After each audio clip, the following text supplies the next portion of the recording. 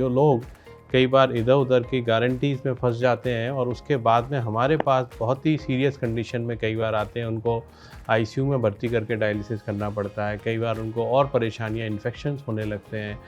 देखिए, transplant best तब होगा जब शरीर ठीक है और सिर्फ किडनी फेल है, और अगर उसमें हम किडनी फंक्शन को रिप्लेस करते हैं या तो उचित डायलिसिस या ट्रांसप्लांट के द्वारा, तो वी एक्सपेक्ट कि वह पेशेंट दीर्घायु होगा और स्वस्थ होगा। नमस्कार, किडनी कन्वर्सेशन के अगले एपिसोड में आपका स्वागत है और मैं हूं आपका होस्ट डॉक्टर श्याम बंसल।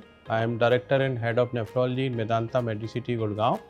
हमारे साथ आज डॉक्टर जितेंद्र कुमार हैं, जो कि कैकॉर्ड हॉस्पिटल गुड़गांव में चेयरमैन ऑफ नेफ्रोलॉजी हैं और मेरे सीनियर कलीग हैं। डॉक्टर जितेंद्र, बहुत बहुत स्वागत है आपका इस एपिसोड में किडनी कन्वर्सेशन के।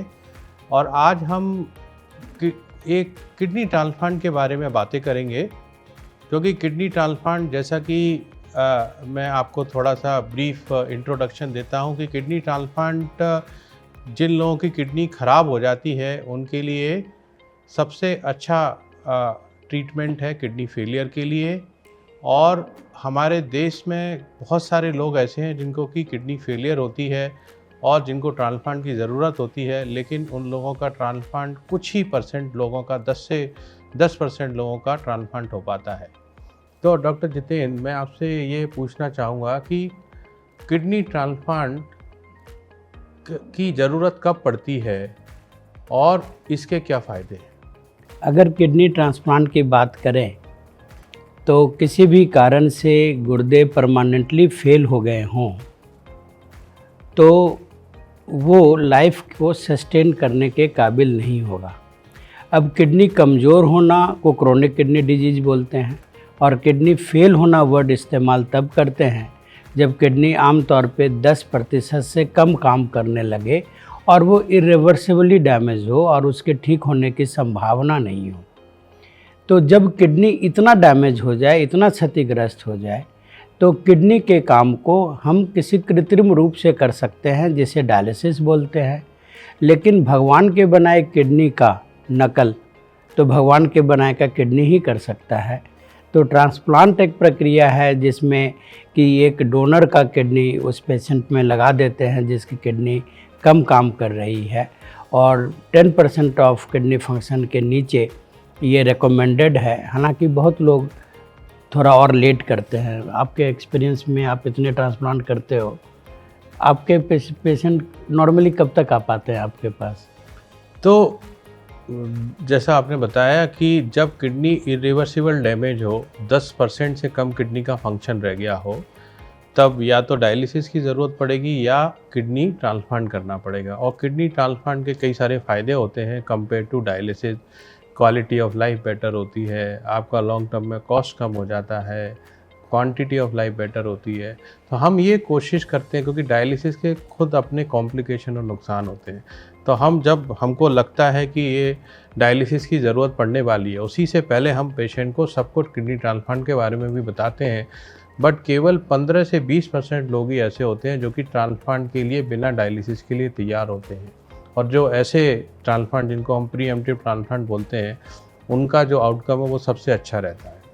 हमारी कोशिश ये रहती है कि ज़्यादा से ज़्यादा लोग डायलिसिस के बिना सीधा ट्रांसप्लांट पे जाएं, लेकिन कम ही लोग हैं जो इसके लिए तैयार होते हैं और ट्रांसप्लांट प्रीएम्प्टिवली करा लेते हैं। इसकी वजह है, देखिए, आप तो गुड़गांव में हैं और मैं फरीदाबाद में प्रैक्टिस करता हूँ, और मैंने ऐसा फील किया है कि समाज किडनी को लेकर के अभी जागरूक नहीं है और एक टैबू है। जैसे once upon a time tuberculosis को लेके एक टैबू था, तो किडनी फेलियर को लेके एक टैबू है। तो जब आप सलाह देते हैं कि डायलिसिस की नौबत आने के पहले ट्रांसप्लांट कर लें, तो वो प्रीएम्प्टिव ट्रांसप्लांट ही पेशेंट के लिए बेस्ट ऑप्शन है। लेकिन होता क्या है कि भगवान ने किडनी में बहुत ज़्यादा रिजर्व कैपेसिटी दिया है। इवन इफ़ यू एडवाइज कि 10-12% पे ट्रांसप्लांट करा लो और पेशेंट आपकी बात ना माने, तो 2-3 महीना तक उसे अपरेंटली कुछ नहीं होता। तो इस विंडो को वो गलत अर्थ निकाल लेता है। उसको लगता है कि शायद किडनी बच सकती है और उसे गलत सलाह दी गई है, और फिर वो इधर उधर भटकता है और बहुत बार आप देखेंगे कि लोग यूरिया क्रिएटिनिन में खो जाते हैं। किडनी फेलियर के मरीजों की भूख कम हो जाती है, और अगर आपने ट्रांसप्लांट सलाह दे दिया और उसके बाद पेशेंट ट्रांसप्लांट ना कराए तो इसकी भूख कम हो जाएगी, मसल मास कम हो जाएगा और यूरिया और क्रिएटिनिन थोड़ा सा कम हो जाएगा। In spite of the fact कि किडनी तो फेल है, लेकिन पेशेंट को एक उम्मीद लग जाती है कि वो कुछ ना कुछ करके, चाहे वो खाना बंद कर दें, परहेज़ कर लें, उनको लगता है कि देखो यूरिया क्रिएटिनिन तो कम हो गया, लेकिन वो भूल जाते हैं कि उनका शरीर गल रहा है, हीमोग्लोबिन कम है, एसिडोसिस हो रहा है, उनकी हड्डियाँ गल रही हैं, उनकी बेचैनी बढ़ रही है। तो जब तक उन्हें समझ में आती है कि हाँ वाकई ट्रांसप्लांट की ज़रूरत है, तब तक अनफॉर्चुनेटली डायलिसिस की ज़रूरत पड़ जाती है। इससे रेवेन्यू लॉस भी होता है, उनका शरीर भी खराब होता है। तो ये एक्सेप्ट कर लेना पेरीफेरी में लोगों को कि हाँ मेरा डॉक्टर सही बोला, ये बड़ा मुश्किल है। और एक वजह और भी है कि आजकल जो सोशल मीडिया के ज़माना में जो लोगों के सोर्स ऑफ इंफॉर्मेशन हैं, तो लोग कहाँ कहाँ से क्या क्या सुन के बहकावे में आ सकते हैं। बहुत लोग बहुत तरह की गारंटी देते रहते हैं किडनी के मरीजों की।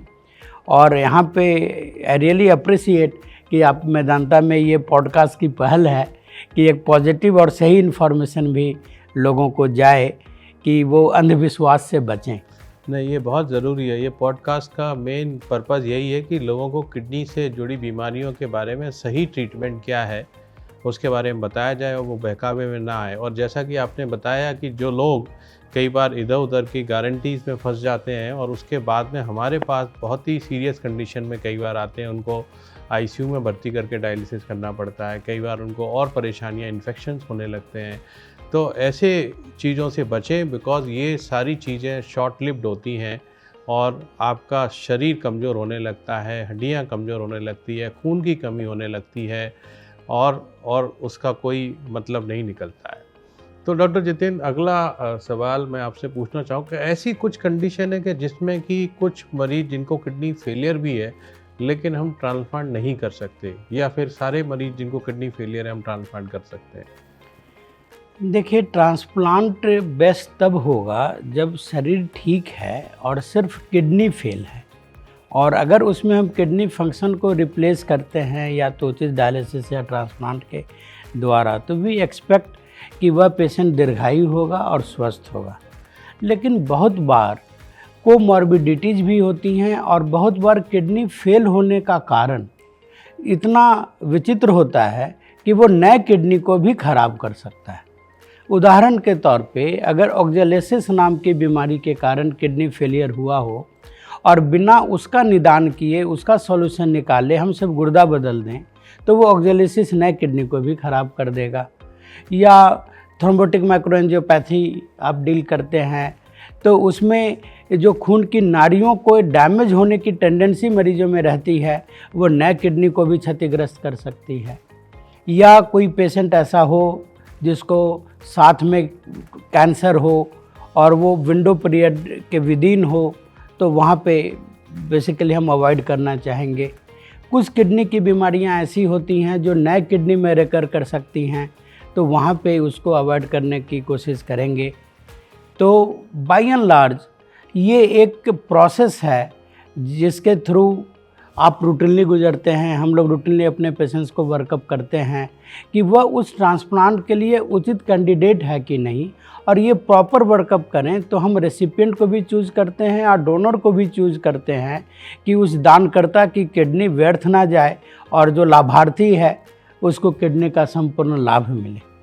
बहुत सही बताया। तो कुछ ऐसी सिचुएशन हो सकती हैं, जैसे बताया किसी को कैंसर है, अगर कोई और ऑर्गन फेलियर है, जैसे किसी का हार्ट भी बहुत कमज़ोर है या लंग बहुत कमज़ोर है या लिवर बहुत कमज़ोर है, तो कई बार आपको डबल ट्रांसप्लांट करना पड़ता है, क्योंकि कुछ मरीज़ों में होता है। और या फिर कोई ऐसी साइकियाट्रिक इलनेस है जिससे कि आपको ये आगे दवाई लेने या उसमें दिक्कत हो, तो ऐसी कंडीशंस में किडनी ट्रांसप्लांट अकेला करना मुश्किल होता है।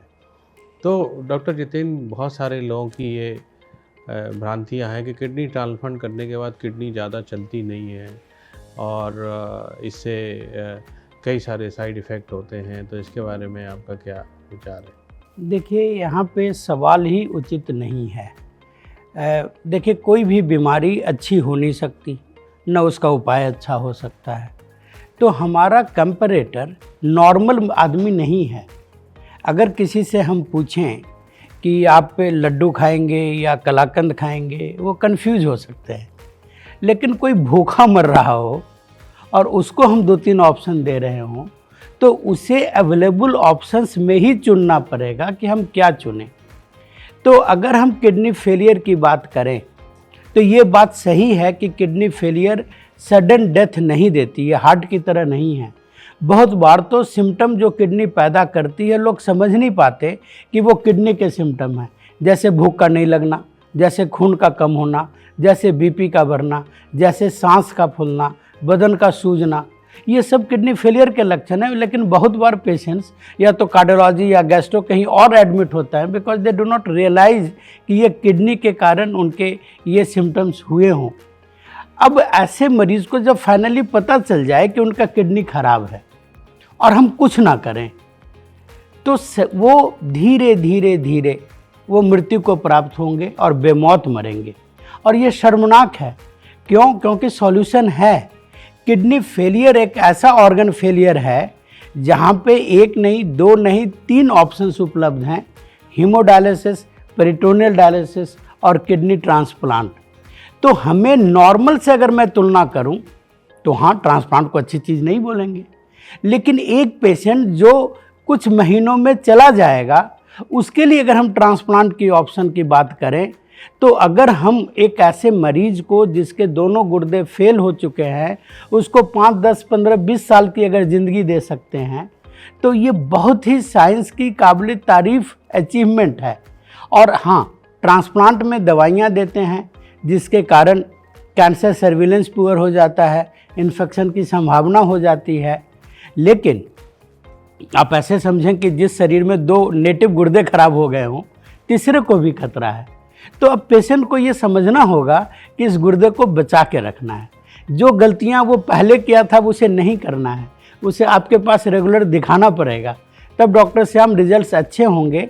और ये आम बात है कि आपके पेशेंट 20 साल 25 साल तक किडनी ट्रांसप्लांट के बाद स्वस्थ रहते होंगे।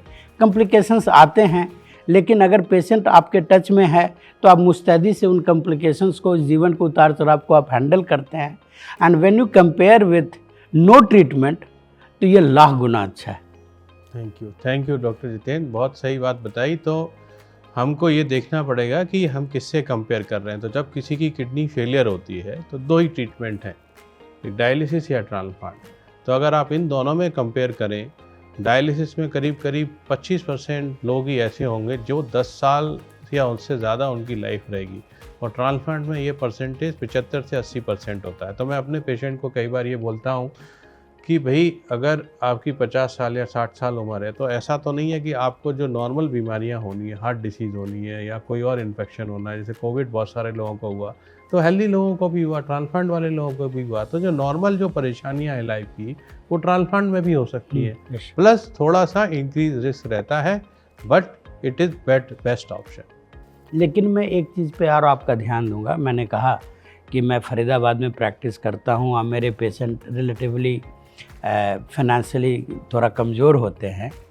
तो एक एस्पेक्ट और है, एक लोअर मिडिल क्लास या गरीब आदमी या मिडिल क्लास का आदमी अगर डायलिसिस पे है तो वो जीवित तो है, लेकिन महीने का 8 से 12 दिन का छुट्टी लेना उसके लिए संभव नहीं है। ऐसे लोग कब नौकरी कर पाएंगे? कौन इसको जॉब देगा? तो उनकी रिहैबिलिटेशन इश्यूज आती है और उनकी गरीबी बढ़ती चली जाती है। तो अगर आप ट्रांसप्लांट कर दें और वह अपने जॉब पे वापस जाता है, अगर वो 12 वर्किंग डेज पर मंथ बचा लेता है, तो वो रिहैबिलिटेट होगा। और ऐसे मरीज हैं जो ट्रांसप्लांट के बाद अच्छी सैलरी वाली नौकरी करके अपना खर्चा भी निकालते हैं और अपने पूरे परिवार का पेट पालते हैं। जबकि डायलिसिस में ये जो 12-14 दिन बर्बाद होते हैं और वो जो शरीर में उतना दम नहीं आता, तो उनकी रिहैबिलिटेशन उतनी अच्छी नहीं होती और वो बहुत बार अपने घर वालों पे आश्रित होते हैं और उनका परिवार उन पे उलझा रहता है। तो they sort of become burden to the family members of society at times. बहुत ही ठीक आपने बात डिस्कस किया, क्योंकि हमारे यहाँ कई बार उतने प्रोग्राम नहीं होते। वैसे प्रधानमंत्री डायलिसिस योजना से कई गरीब लोगों को डायलिसिस मुफ्त मिल जाती है, लेकिन फिर उनकी क्वालिटी ऑफ लाइफ उतनी अच्छी नहीं रहती और काम उतना नहीं कर पाते। ट्रांसप्लांट के बाद में आपकी जो क्वालिटी ऑफ लाइफ है और जो काम करने की क्षमता है वो पहले जैसी हो जाती है। हाँ, पर्पस सिर्फ 2-4 साल और जिंदा रहना नहीं है, पर्पस है कि वह जीवन सार्थक हो और जिसमें ट्रांसप्लांट मदद करती है। चलिए, तो बहुत सारी और बातें हैं करने के लिए किडनी ट्रांसप्लांट के बारे में, लेकिन हमारे पास समय कम है।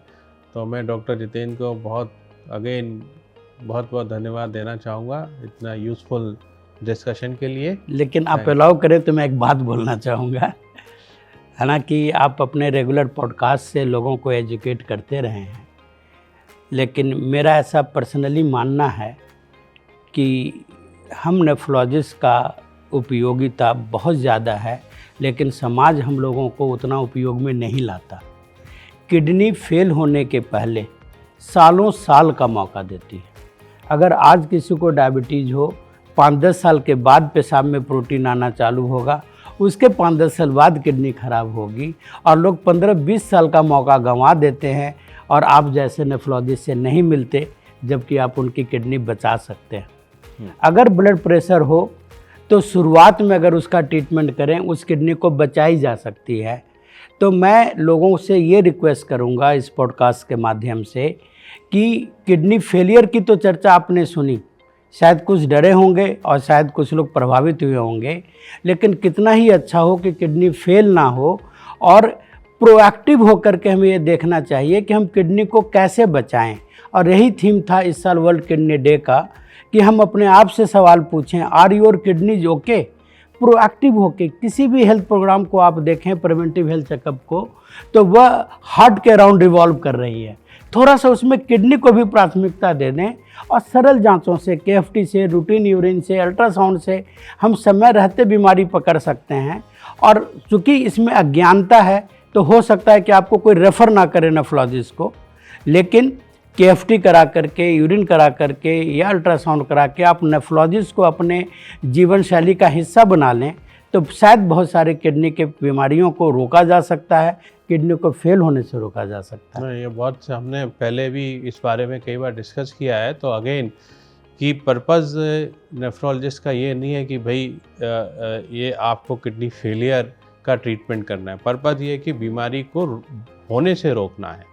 तो जैसे जिनको हाई रिस्क ग्रुप है, जिनको डायबिटीज़ है, जिनको हाई ब्लड प्रेशर है, जिनकी फैमिली में किडनी की प्रॉब्लम है, जिनको हार्ट डिसीज़ है और जिनको की ओबेसिटी है, ये 5-6 रिस्क फैक्टर ऐसे हैं। अगर जिन लोगों को ये प्रॉब्लम्स हैं, उनको ज़रूर साल में कम से कम एक बार अपना यूरिन में प्रोटीन का जांच और किडनी फंक्शन टेस्ट करके देखना चाहिए। और अगर उसमें कुछ भी परेशानी है तो नेफ्रोलॉजिस्ट से ज़रूर कंसल्ट करना चाहिए। अगर कुछ परेशानी नहीं भी है तो भी डायबिटीज़, ब्लड प्रेशर या आपकी जो भी हार्ट की प्रॉब्लम है उसका इलाज ठीक से करें, जिससे कि किडनी की बीमारी को होने से रोका जा सके। धन्यवाद।